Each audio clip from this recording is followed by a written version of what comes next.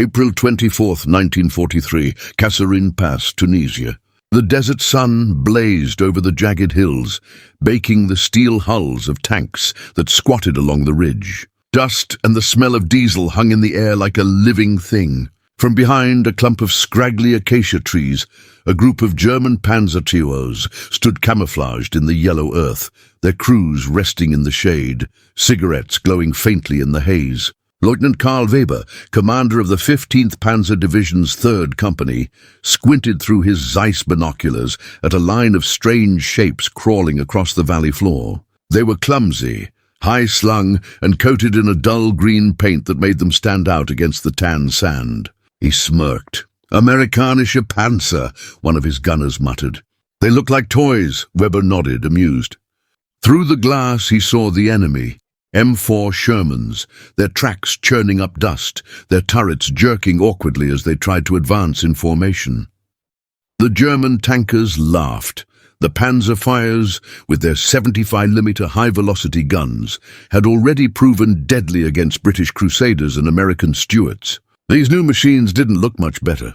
"Let's show them what a real tank looks like," Weber said coldly. A barked command, engines roared to life. The desert echoed, with the sharp metallic clatter of tracks as the German tanks slid forward. The first shot cracked like thunder. A German shell streaked across the valley and slammed into the lead Sherman. The explosion was immediate and brutal. Flames burst from the turret ring as the crew scrambled out, one man's uniform aflame. Another shell followed, then another, each one finding its mark.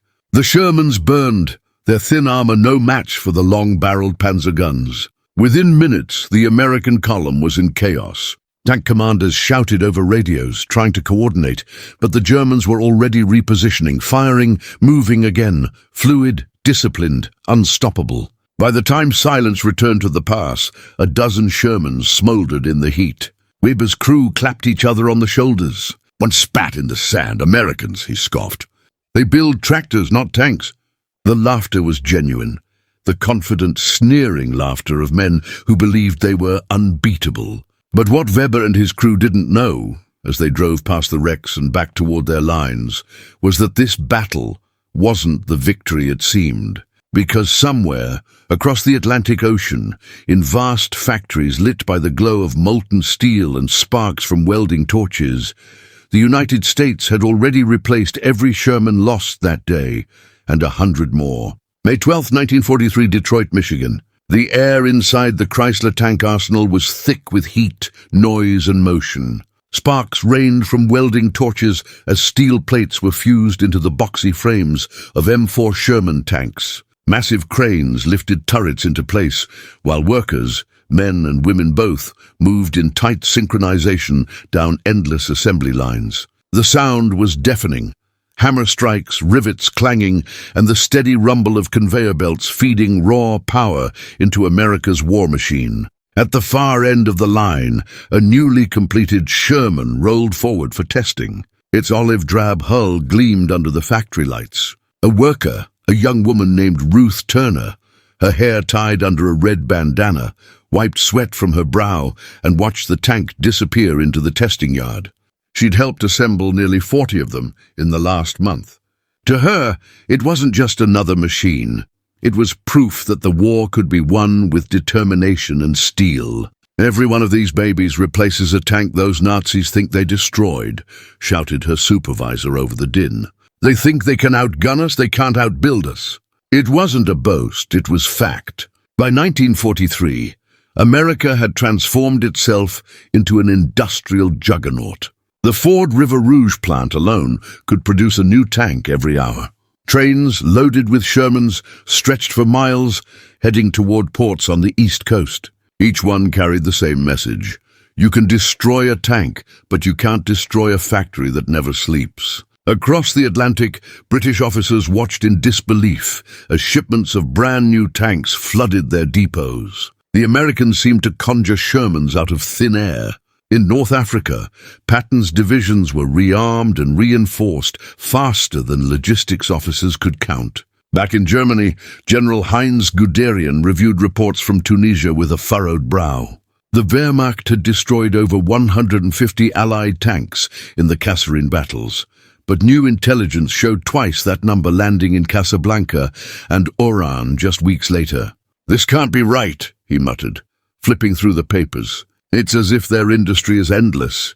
His aide hesitated. "The Americans? They have entire cities building tanks, sir." Guderian leaned back, the realization settling like a weight in his chest. Germany's factories were already stretched thin. Bombing raids, resource shortages, and a desperate Eastern Front were bleeding them dry. Meanwhile, the Americans were building tanks faster than Germany could refuel its own. Back in Detroit, Ruth tightened the last bolt on another Sherman turret, humming along to the factory radio. The voice of Glenn Miller's orchestra drifted through the loudspeakers, cheerful, confident, unbreakable. She had no idea that the machine she was helping to build would soon roll through the hedgerows of Normandy, cross the Rhine, and bring that same unstoppable rhythm straight into the heart of Germany. June 10, 1944, near Isigny-sur-Mer, Normandy, France. The countryside was burning. Thick hedgerows, once peaceful boundaries between farmers' fields, had become walls of death. The roar of engines and the thunder of artillery shook the ground as American armor struggled inland from the beaches. A column of M4 Shermans moved cautiously down a narrow lane choked with smoke. Their olive-drab hulls were splattered with mud and shrapnel scars from the first chaotic days after D-Day. Inside the lead tank, Sergeant Bill Keegan gripped the periscope handles, peering through a slit clouded with dust. The smell of burnt powder and oil filled the cramped space. "Stay tight, boys," he said through the intercom.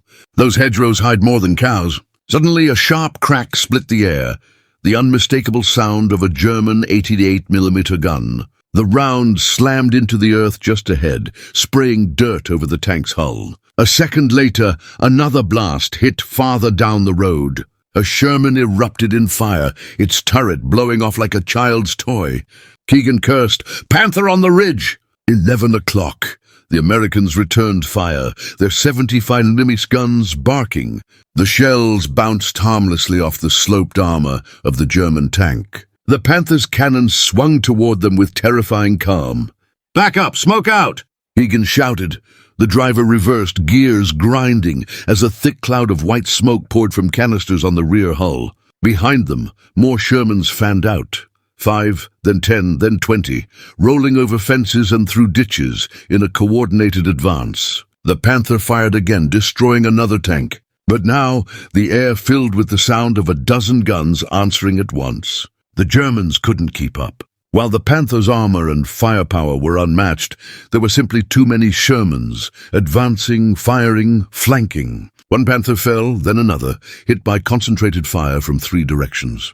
On the ridge, Oberleutnant Karl Weber, the same commander who had once laughed at the Shermans in Tunisia, watched the battle unfold through his binoculars. He saw the American tanks maneuvering relentlessly, wave after wave pushing forward. "Verdammt, there are hundreds of them," his gunner whispered. Weber said nothing.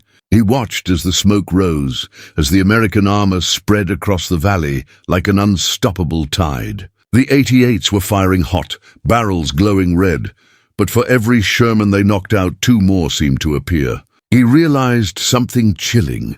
The Americans had turned war into an equation of production. By dusk, the field was littered with wrecks, both Sherman and Panther alike. But as Weber's company pulled back, the engines of fresh American tanks echoed from the distance, reinforcements already arriving. Weber's crew sat in silence. Their own tank was low on fuel, their ammunition half gone. The driver finally broke the quiet. "Lieutenant, how many can they possibly have?" Weber looked out over the smoke-choked valley and gave a weary, almost disbelieving smile. "Enough," he said, "more than enough." September 3rd, 1944, outside of Mons, Belgium. Rain poured down in sheets, turning the fields into rivers of mud. The once disciplined Wehrmacht columns were now long, ragged lines of exhaustion, trucks half-fueled, infantry trudging beside tanks that had long since run out of spare parts. The great German retreat from France had begun. On the opposite side of the valley, the growl of engines rumbled again, that familiar, unstoppable sound. A formation of M4 Shermans rolled forward through the muck, their broad tracks chewing the soaked earth with ease. Each tank bore white stars on its hull, the paint streaked with mud and grime, but the symbol still proud, still clear. Inside his tank, Sergeant Keegan leaned against the turret wall, listening to the rhythmic thud of the engine. His crew had changed since Normandy. A few replacements, some quieter than others, all hardened now. They'd learned how to fight, how to survive. He keyed the radio. "Alpha Company, move up the ridge. Keep interval tight. Let's finish what we started." Outside, infantry followed in the Shermans' wake, using their hulking shapes as moving shields. German defenses, thin and fractured, fired sporadically. A few 75mm guns, the occasional Panzerfaust. The Shermans returned fire with disciplined precision, one turret after another swiveling, firing, advancing. A German Panther emerged from behind a barn and let off a single, defiant shot. The shell struck a Sherman, blowing open its side plate. But within seconds, 4 Shermans fired in unison, their rounds slamming into the Panther's turret until the massive machine collapsed in flame. Watching from a nearby hillside, Oberleutnant Karl Weber felt an ache deep in his chest. His once proud Panzer company was reduced to 3 functioning vehicles. His radio crackled with panicked reports, fuel shortages, broken supply lines, encirclement. "They never stop coming," muttered his loader, staring through the vision slit as the American tanks spread across the field below like green iron locusts. Weber's eyes narrowed. The Americans weren't just advancing, they were swarming, coordinated by radio, guided by endless streams of fuel, spare parts and replacement crews. The Shermans weren't superior in armor or gun, they were superior in numbers, in momentum, in will. As dusk settled, the sky over Mons lit up with distant flashes, artillery, tracers, and the faint drone of Allied bombers overhead. Weber climbed from his tank and stood in the cold rain, his uniform plastered to his skin. Across the valley, the horizon glowed red from burning fuel depots. He thought of the desert, of that day in Tunisia when they'd laughed at those toy tanks. Back then, he had felt invincible. But now, watching hundreds of Shermans crawling over the ruins of occupied France, he understood the truth. They weren't toys. They were machines of inevitability. In the distance, Sergeant Keegan's Sherman rolled over the ridge, its gun trained forward, its headlights cutting through the rain. He didn't see Weber, didn't know his name. To him, this was just another battle in a long march eastward. But in that moment, in the eyes of one weary German officer, the war's outcome was no longer in question. Germany could still fight, but it could not build. And in this war, that meant only one thing.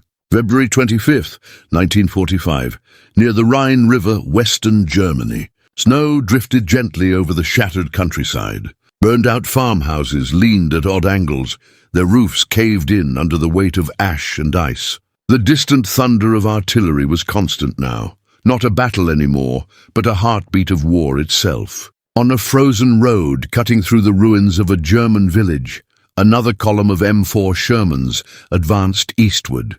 The lead tank bore a name stenciled in white paint, Ruth's Revenge. Sergeant Bill Keegan sat in the commander's cupola, bundled in his thick winter jacket, peering through binoculars at the horizon where smoke and snow blurred together. Behind him stretched an endless line of machines, hundreds of Shermans, trucks, tank destroyers and half-tracks, all crawling toward the Rhine. Their engines droned like an industrial symphony, relentless and mechanical.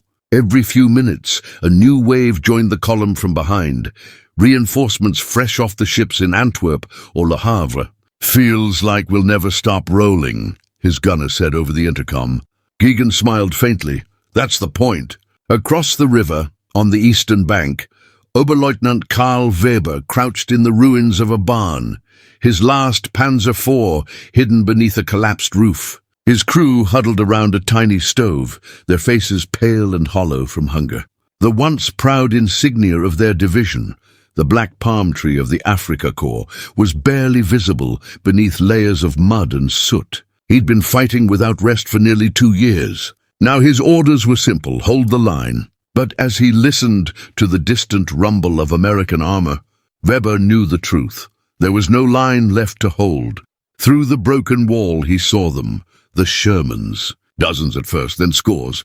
Their engines growled through the cold like a chorus of giants. Each one carried a fresh crew, clean uniforms, and fuel enough for days. The German defenses opened fire. Anti-tank guns spat flames, the 88s booming from camouflaged positions. A few Shermans burst into flames, but more came, rolling through the smoke, crossing the fields, filling every gap. Weber's gunner took aim and fired. The shell streaked across the snow and struck one Sherman square in the hull. Ruth's revenge. The American tank shuddered, smoke curling from its side, but it didn't stop.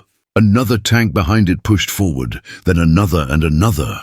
Weber lowered his binoculars slowly. His hands trembled, not from fear, but from a hollow understanding. "This is how it ends," he murmured. Not with defeat, but with exhaustion. By dusk, the Rhine's western bank was firmly in Allied hands. The sun sank behind the smoke, glinting off thousands of steel hulls, stretching as far as the eye could see. The American tankers bivouacked in the ruins, lighting stoves, joking over rations of coffee and cigarettes. Keegan sat on the edge of his tank, staring across the frozen river. The bridgehead assault would come soon, the crossing into Germany itself. He thought of home, of the factory workers back in Detroit, of the woman who might have welded this tank's very turret together. He patted the armor affectionately. "You did good, girl," he said softly. And somewhere beyond the Rhine, in the darkness of a collapsing Reich, Weber stared at the same faint glow in the western sky, the reflection of flames from the countless factories that had made these machines. He finally understood what Germany had truly faced, not just an enemy army, but an empire of steel, oil, and willpower. The laughter from Tunisia was long gone. Now there was only silence, and the endless sound of engines that would not stop coming.